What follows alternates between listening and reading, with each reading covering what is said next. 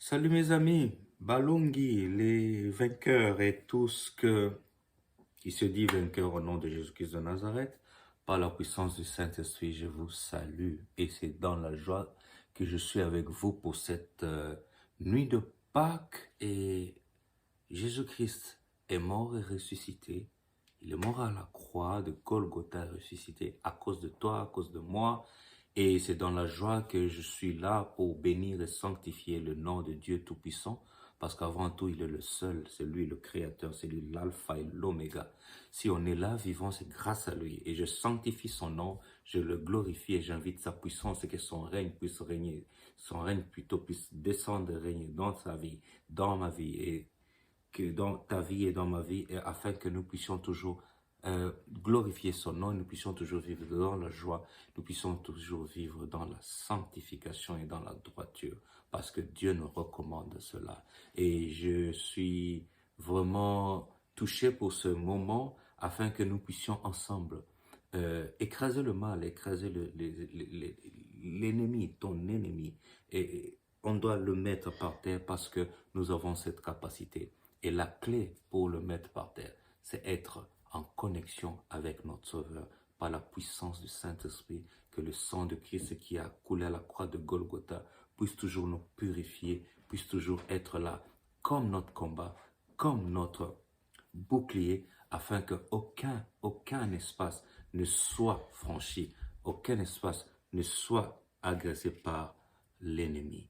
Et c'est dans ce sens que je vous invite afin que nous puissions commencer avec, pour moi c'est une prière forte, dans le psaume 140, afin que nous puissions continuer dans le chemin, nous entrons dans ce véhicule qui va nous conduire vers la bénédiction et vers la sanctification. Amen. Et nous prenons le psaume 140, et c'est toujours au nom de l'Éternel, au nom de Jésus-Christ que nous lisons. Éternel, délivre-moi des hommes méchants, préserve-moi des hommes violents, qui méditent de mauvais desseins dans leur cœur et sont toujours prêts à me faire la guerre. Ils aiguisent leur langue comme un serpent, ils ont sous leurs lèvres un venin d'aspic. Éternel, garantis-moi des mains du méchant. Préserve-moi des hommes violents, qui méditent de me faire tomber. Des orgueilleux me tendent un piège et défilé, ils placent des raies le long de chemin, ils me dressent des embûches. Je dis à l'Éternel, tu es mon Dieu. Éternel, prête l'oreille à la voix de mes supplications. Éternel Seigneur, force de mon salut, tu couvres ma tête au jour du combat. L'Éternel n'accomplit pas les désirs du méchant. Ne laisse pas réussir ce projet, de peur qu'il ne s'en glorifie. Que sur la tête de ceux qui m'environnent retombe l'iniquité de leurs lèvres. Que des charbons ardents soient jetés sur eux, qu'ils les précipitent dans le feu, dans les abîmes d'où ils ne se relèvent plus. Amen. L'homme dont la langue est fausse ne s'affermit pas sur la terre, et l'homme violent, le malheur l'entraîne à sa perte. Je sais que l'Éternel fait droit aux misérables et justice aux indigents. Oui, les justes célébreront ton nom, les hommes droits habiteront devant ta face. Amen. C'est tellement profond et que on devait même se limiter à ce point et demander à Dieu, c'est que tout le mal que nos ennemis sont en train de planifier, que puisse ça soit renversé, que ça soit nul et sans effet. Tout cela sera de beaux mots et de beaux moments, mais à condition. À condition d'être juste et à condition de pratiquer la droiture. C'est ce que Dieu nous demande. Heureusement, parce que moi je ne peux pas dire malheureusement, parce que Dieu nous donne la clé. La parole de Dieu nous donne la clé. La parole nous donne la clé. La parole nous dit, si tu veux que cette prière s'accomplisse dans ta vie, que le méchant tombe, que les ennemis tombent, que les serpents qui aiguisent leur langue pour m'attaquer tombent, que, que les désirs du méchant, donc tous ceux qui sont ennemis, tous les méchants qui veulent que moi je tombe, qui veulent ma mort, qui veulent... Si tu veux que tout ça s'accomplisse et que Dieu, la main de Dieu soit sur toi, il te demande qu'une seule chose, parce que c'est la conclusion de tout. Oui, les justes célébreront ton nom. Parce que Dieu dit oui. Narosalango, je veux le faire. Tu vas célébrer même mon nom, mais si tu es juste, et si tu as pratiqué la droiture, tu vas habiter même devant ma face.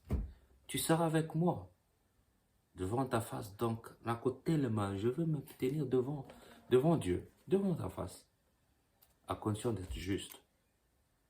Maintenant, regarde un peu ta vie. Il y a les qualificatifs, hein. Il y a les qualificatifs et moi je me réfère à la Bible. Tu pratiques la sorcellerie, je ne sais pas. Tu es bon, je ne sais pas. Tu es méchant, je ne sais pas. Mais ton cœur sait, ta conscience elle le sait, ton âme elle le sait. Que tu es mauvais. Parce que la Bible elle-même nous dit qu'il y a tellement qu'il y a personne qui est saint, mais on peut vivre pour tendre, se forcer pour tendre vers la perfection. Mais il n'y a personne qui est saint. Mais ça signifie quoi? Ça signifie que non. Ça ne signifie pas que non, tu dois laisser ta vie être entraînée par le régime de la méchanceté. Dieu n'aime pas le méchant, c'est tout. Il n'aime pas la méchanceté, il n'aime pas les mauvaises œuvres que tu fais, mais il t'aime toi parce que c'est lui qui t'a créé. Il est tellement amour et que il a fait toute cette manœuvre même de nous laisser cette parole. Parce que si on était bon, Dieu n'allait même pas nous laisser cette parole. C'est parce qu'il sait qu'on est tellement méchant que non, pour que tu rentres vers lui, il faut que tu écoutes sa parole. Il faut que tu appliques ses prescriptions.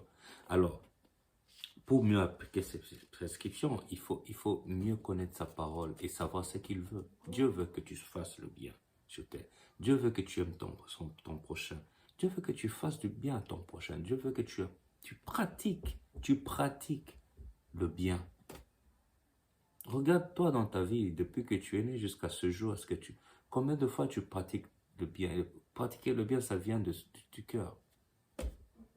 Et comment est ton cœur? Quand tu regardes ton voisin, tu es jaloux. Quand il achète juste une voiture, tu es jaloux. Il voyage, tu es voyou. Il réussit dans sa vie à l'école, à l'université. Il prend un travail, tu es jaloux. Et sache que quand tu es jaloux, quand tu n'aimes pas ce que tu hais ton prochain parce que lui il réussit, tu te limites toi-même parce que tu ne te fais pas d'abord confiance et tu ne fais pas confiance à Dieu. Tu ne sais pas que Dieu peut faire plus que ce qu'il a fait pour ton prochain. Et alors, si on va dans Ézéchiel 18, Ézéchiel 18 nous dit ceci. Parce que je veux raccoler ça à Psaume 13 qui dit, oui, les justes célébreront ton nom, les hommes droits habiteront devant ta face. Parce que Dieu veut que tu sois juste et que tu sois droit. Alors, on y va. En effet, toutes les vies m'appartiennent, ça on le sait. Toutes nos vies appartiennent à Dieu. La vie du Fils m'appartient aussi bien que celle du Père. Celui qui pêche, c'est celui qui mourra. Celui qui pêche, c'est celui qui mourra. Ola nafa nzambi njola takufa. Oya sali lisumu ndoya kukufa. Donc c'est pour dire quoi?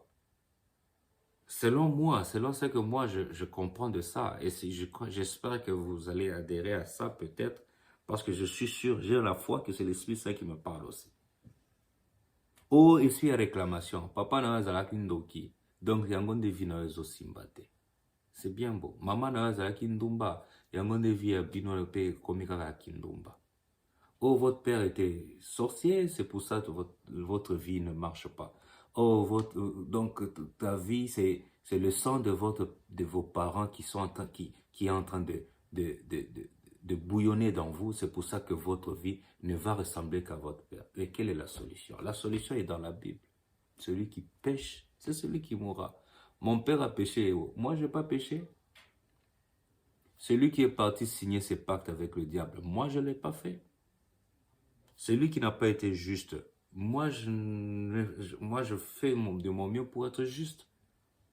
Alors qu'est-ce qu'il fait? Qu'est-ce que la Bible dit? En effet, toutes les vies m'appartiennent, comme ma vie appartient à Dieu, comme celle de mon père a appartenu à Dieu, comme celle de ta mère a appartenu à Dieu. La vie du Fils m'appartient aussi, celle du Père. Celui qui pêche, c'est celui qui mourra.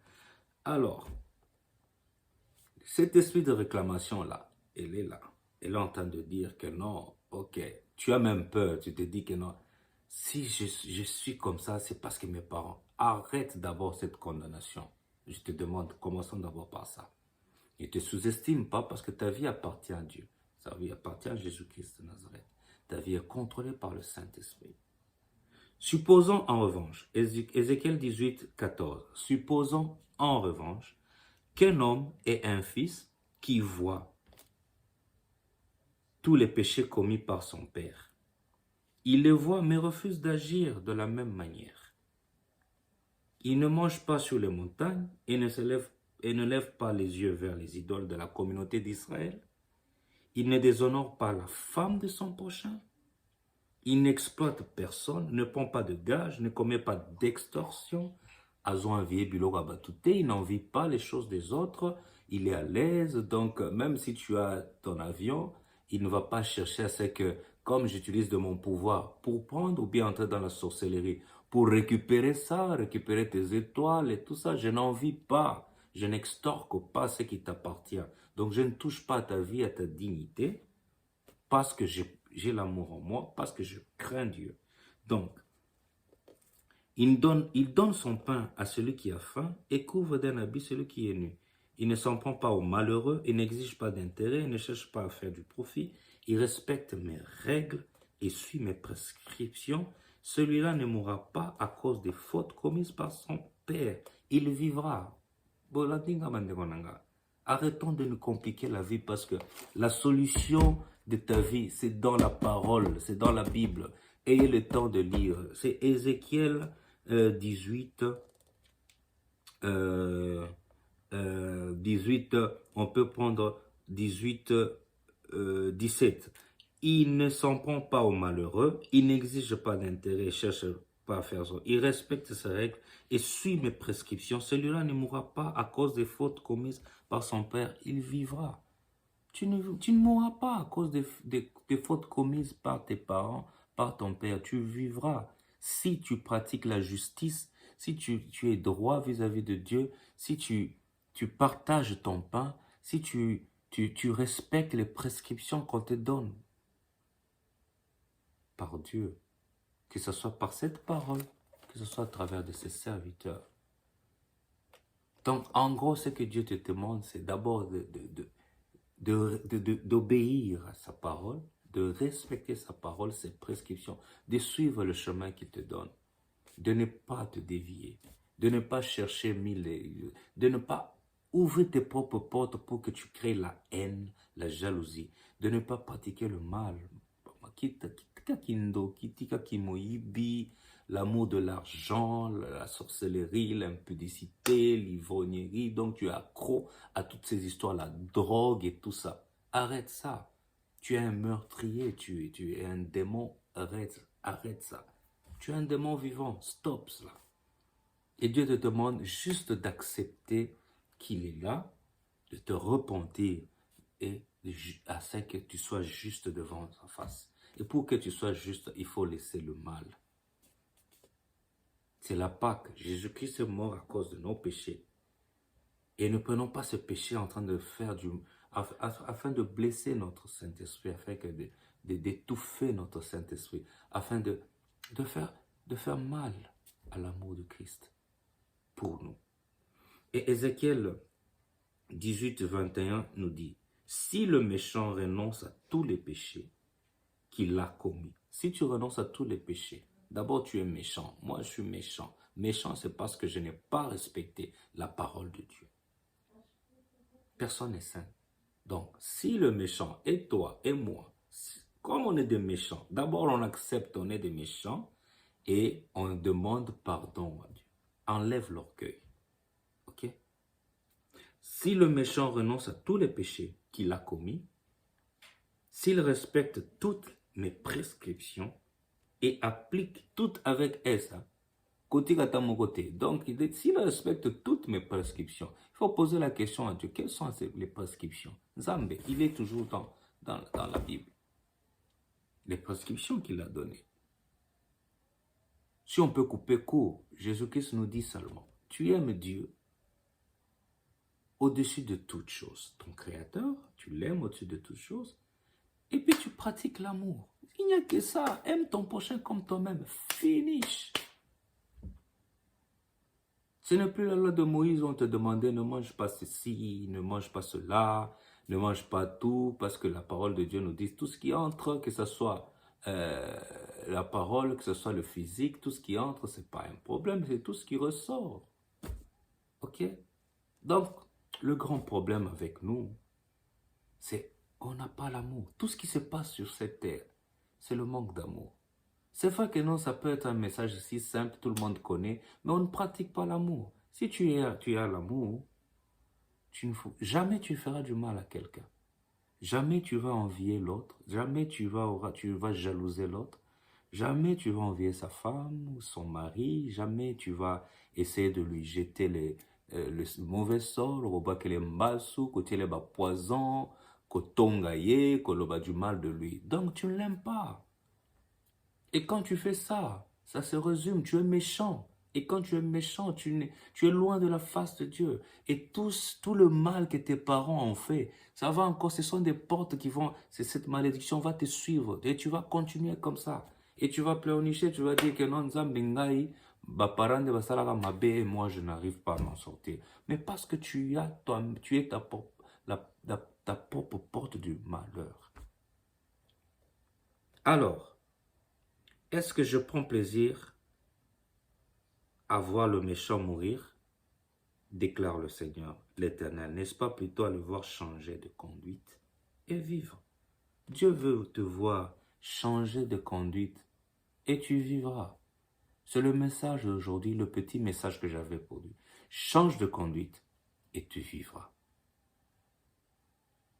Comme Moïse, il s'est séparé de Lot, il était un peu aigri, et Dieu lui dit quoi? Lève tes yeux, regarde vers le nord, regarde vers le sud, regarde à l'est et regarde à l'ouest. Regarde sur la croix et Jésus-Christ est là, il est mort à cause de toi et tu vivras. Suis le chemin que je te donne. Les quatre êtres vivants sont là. Les quatre êtres vivants sont là. Ils sont là pour la gloire de l'aigle qui te regarde. Le roi des animaux domestiques, le bœuf, le taureau, il est là. L'homme, le puissant, qui a la force sur la nature, il est là. Donc, sois fort mon frère, et ne te condamne pas. Ce que je te demande, invitons-nous à se repentir, invitons-nous à jeter le mal, invitons-nous à pratiquer le bien, et tu verras que non, la puissance de Dieu,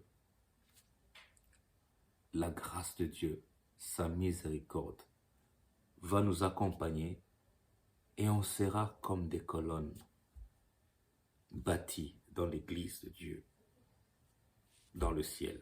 Et on sera ses enfants pour toujours et aucune malédiction ne pourra nous toucher. Parce que si le sang de Jésus-Christ a coulé à la croix à cause de moi, ça signifie que je ne suis plus maudit.